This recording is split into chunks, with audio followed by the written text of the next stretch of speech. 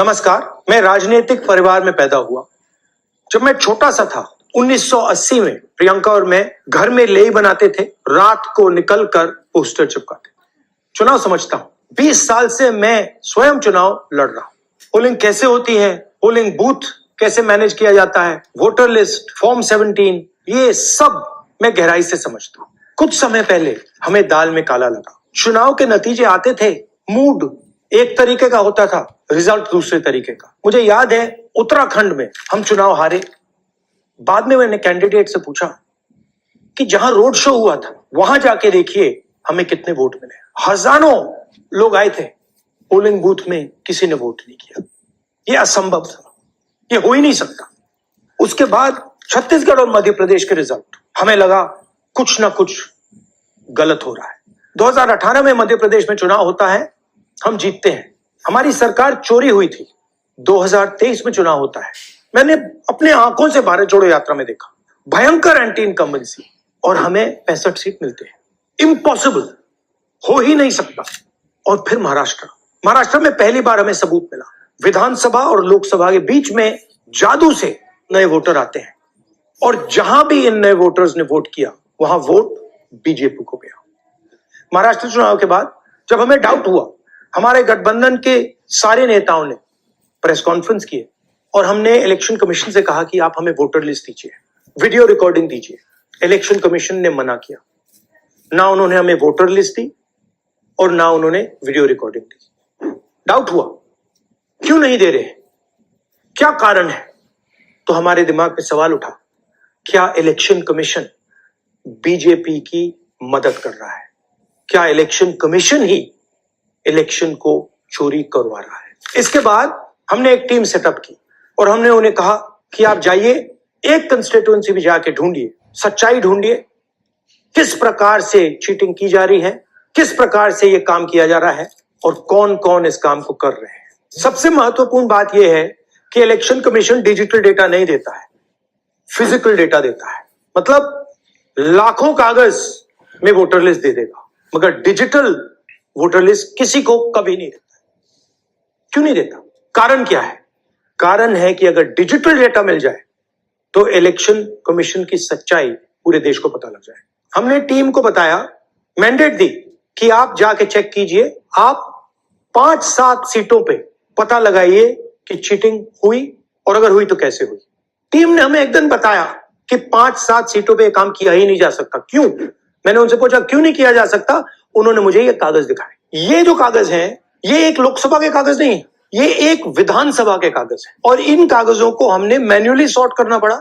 और पूरा का पूरा काम जो हुआ है, इसमें 6 महीने लगे हैं, और एक असेंबली सीट में हम ये काम कर पाए हैं। क्यों? क्योंकि डिजिटल डेटा नहीं दिया जाता। अगर इलेक्शन कमीशन ने हमें डिजिटल डेटा दिया होता तो हम ये कार्रवाई पूरे देश में, हर लोकसभा में, हर विधानसभा में 15 मिनट में करके दिखा देते। हमारे पास अनलिमिटेड रिसोर्सेज नहीं है, इसलिए हमने ये रिसर्च सिर्फ एक लोकसभा में, एक विधानसभा सीट में की। मगर मुझ में अब पूरा भरोसा है कि ऐसी 100 से ज्यादा सीटें हैं हिंदुस्तान में।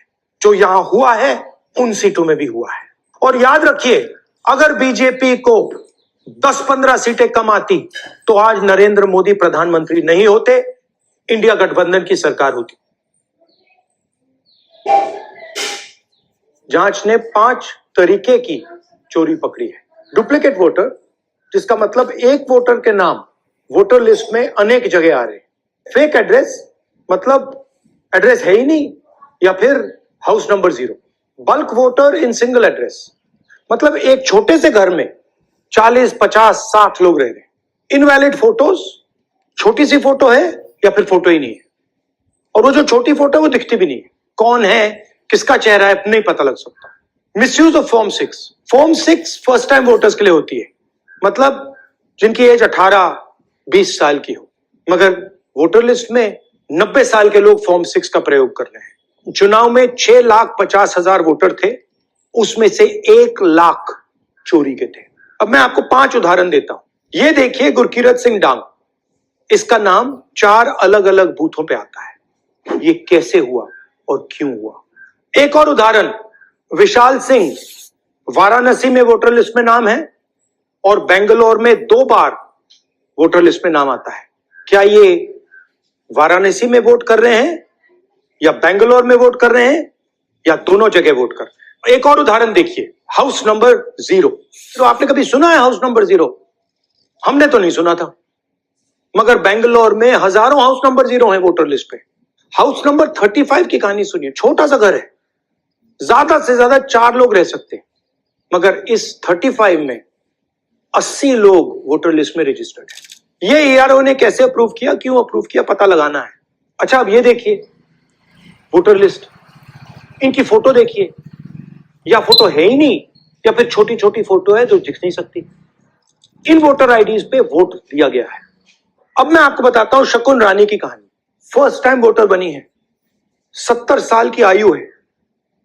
एक बार फॉर्म 6 का प्रयोग किया और उसके कुछ ही महीने बाद दूसरी बार फॉर्म 6 का प्रयोग होता है। 2 बार इनका नाम वोटर लिस्ट में आता है और फर्स्ट टाइम वोटर की लिस्ट में आता है। ये फर्स्ट टाइम वोटर हो ही नहीं सकती। तो क्या शकुन रानी जी ने वोट किया या किसी और ने शकुन रानी जी के लिए वोट किया? ये ही छुपाने के लिए सीसीटीवी का डेटा हमें नहीं दिया जा रहा है।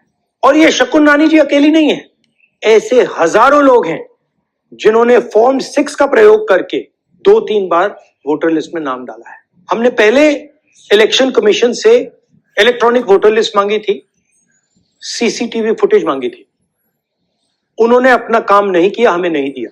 फिर हमने अपना इन्वेस्टिगेशन कराया, आरटीआई भरे और हमारे पास डेटा आया। भाई और बहनों, सच्चाई यह है कि हिंदुस्तान में इलेक्शन कमीशन और बीजेपी मिलकर इलेक्शन चोरी कर रहे हैं। ये पूरा का पूरा सबूत ब्लैक एंड व्हाइट में आज हमने आपको दिया है। इलेक्शन कमीशन जानता है कि हमने उनकी चोरी पकड़ ली है, इसीलिए एसआईआर आया है। ये एसआईआर जो है इंस्टीट्यूशनलाइज चोरी है। इलेक्शन कमीशन खुलकर बिना डरे बीजेपी के साथ मिलकर चोरी कर रहा है। और ये जो एसआईआर है, इसका लक्ष्य गरीबों का जो हक है, उनका वोट जो है, उनसे चोरी करने का है। मैं आपको एक और बात बताना चाहता हूं। इस पूरी इन्वेस्टिगेशन में हमने वोटर एडिशन को देखा है, मगर जितना एडिशन होता है शायद उससे ज्यादा डिलीशन होता है, सबट्रैक्शन होता है। तो ये सिर्फ एक मेन तरीका हमने पकड़ा है, दूसरे तरीके पे हमने इन्वेस्टिगेशन की ही नहीं है। मैं इलेक्शन कमीशन और इलेक्शन के ऑफिसर्स को साफ कह रहा हूं, आप जो कर रहे हो गलत कर रहे हो। ये ट्रीजन है, देश के खिलाफ है। ये मत भूलिए, टाइम आएगा हम आपको पकड़ेंगे, बचने वाले नहीं। It is critical that we expose voter चोरी।